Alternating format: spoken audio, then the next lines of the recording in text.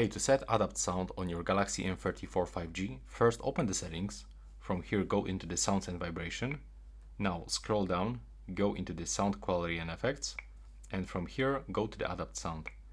Now you will have accept the notification if you are opening for the first time, and you can adapt sound for media and the calls, for only media or for only calls. So we can decide.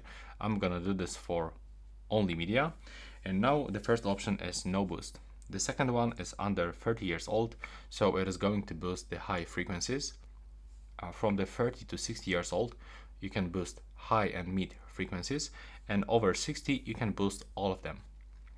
But also when you click on the settings icon, when you select one of it, you can find graphic presentation for the left and the right ear. When you plug your headphones, wireless or wired, you can make the presentation by going on the preview. And you can also change preferred ear for calls between the left and the right one, and the sound preference between clear and soft. And it looks the same actually for these two other modes. You can also click here to test your hearing. And yeah, that's it right now. Please subscribe to my channel. Bye bye.